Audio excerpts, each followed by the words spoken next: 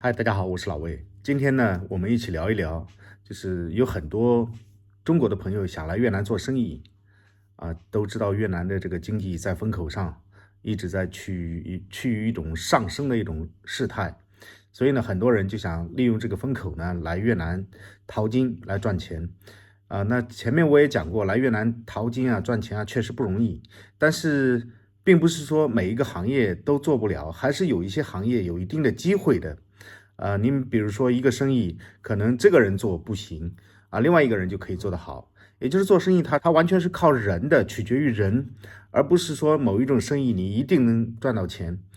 或者说一定不能赚到钱。我们再看越南的各行各业它其实是都有中国人的影子，很多行业都有中国人的影子。那有一些中国人来了很多年在这边沉淀了10年、20年，就是取得了非常好的信誉，也获得了很好的成功也受到了很多越南朋友的尊重这样的人也很多。但是如果你刚来越南呢，就是你还是要沉下心来，好好了解越南，了解这个越南市场。那来越南呢，很多中国人就认为我把中国的商品价格低的来卖到越南来做这种双边贸易，比较简单的贸易。那这样做呢，现在我不能说你完全不能赚到钱，有可能能赚到钱，但是你很难做。第一呢，你的成本比别人要高，因为首先一点就是说，你来到了以后要租房，要找员工，要找翻译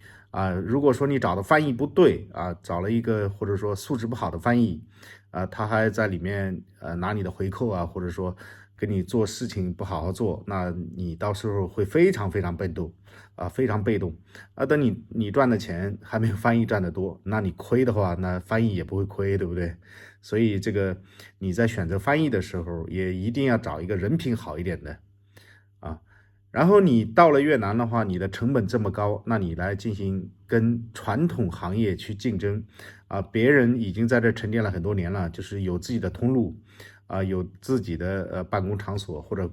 有的人已经在那边买了房子了，置了业了。那这样的话，你去跟他进行竞争，你肯定是竞争不过他的。所以传统的贸易呢，如果你一定要做的话，那你在你这个行业里一定要有一定的拳头产品或者科技含量高的一些东西，你才能进入到越南市场像传统一些的，比如电子产品或者一些其他的小配件之类的东西呢，来进入到越南市场，现在竞争也是白热化，有很多中国老板在这边做的比较久的，都是直接铺到越南商家手上，到年终才一次性收货。那你如果想做这个生意的话，你要垫多少钱，对不对？这个资金然后这个厂租各种东西，你的投入会非常大，你未必能赚到钱。然后有朋友说我不用搞那么大，我只要做电商越南的电商现在在风口，而且越南的年轻人现在都是用这个智能手机，用互联网用互联网的比例非常高，几乎每一家咖啡厅都有免费的 WiFi 越南人也是越来越喜欢就是网上购物。随着它这个物流的兴起物流行业的兴起，越南的电商现在是迎来一个风口但是呢，电商真的没有那么容易做。如果你做传统的行业的话，你死的概率还是蛮高的。因为我昨天跟一个做电商的朋友也聊过天他说他坚持了4年在越南，现在才挺过来稍微有点盈利。那如果说你刚刚来到越南，就想在电商上有所成就、有所建树的话，真的不太容易。那我也认识过，就是原来在越南做电商做了2-3年，疫情的时候就是一直是勉力维持后来就是把自己亏得一干二净回国的非常非常的艰难吧。所以说电商呢，也就是说你的产品一定要好，然后你还要充分的了解越南市场，了解越南年轻人他到底想要什么，对吧？你对他越了解的话你越有可能在市场上占有一定的份额。然后还有一些老板呢，想就是说来投资越南的股市越南的地产，就是越南的股市最近这2年就是增长的非常强劲但是越南股市有一点好，就是说它的涨跌幅的最大限制上只有5%，所以它风险相对来说没有那么大，所以很多中国有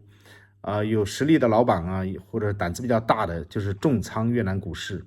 这个也是对越南市场的一种投入吧。我觉得给越南注入了很多的资金，这一点也不错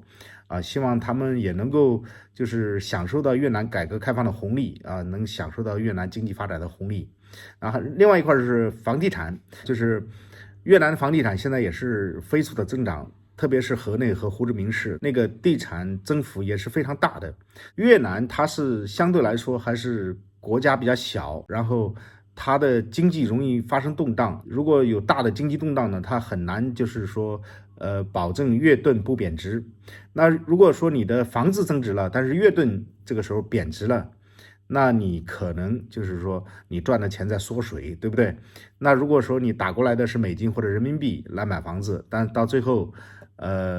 你卖房子只能卖越盾，对吧？也就是房子的涨幅能不能抵得了你货币的贬值这是你要自己去权衡的一个问题越南的地产很多人还是非常有预期的，一定会往上涨的，未来一定会非常强势因为越南确实是一个人口大国，有这么小的国土面积，有将近1亿的人口，加上外来人口就是外国人来到越南呢，我估计1亿都不止。那还有一些朋友呢，想来越南设厂，带着技术，带着资金有自己的客户，那肯定是没问题的。越南是非常欢迎中资企业来越南这个设厂中国的那个像制鞋业很多工厂包括制造业很多基础的制造业都有很多工厂来到越南了，而且取得了非常不错的成绩来到越南投资呢，你一定要注意好，你一定要找一个专业的法律顾问把这些都要了解清楚，比如说他的税收、他的员工的保险、员工的福利，包括员工的作息包括这些法律条文，这些东西你一定要搞清楚。然后还有一些朋友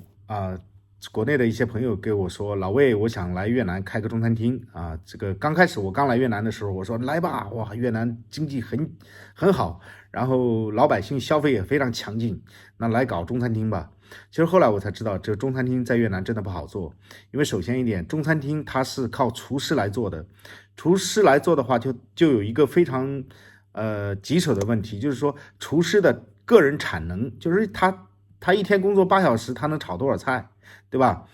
那就他炒菜的量很少，他不能进行量产，中餐是没办法量产的，所以他只能够就是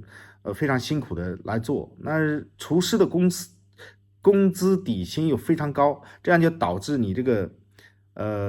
菜品的成本非常高，而且有很多菜还要从中国运过来有些调料从中国运过来，这样就导致了单一的菜品价格非常昂贵，所以很多越南人呢，他不太愿意去吃中餐。第一是非常贵，第二一个就是说中餐呢相对来说比较辛辣。我指的中餐是那种炒菜的就是不是指粤式的点心港点这些东西，因为港式的点心或粤式的早茶这个在越南还是做得很好的，在西贡有很多家就是以港式茶餐厅为主的一些中餐厅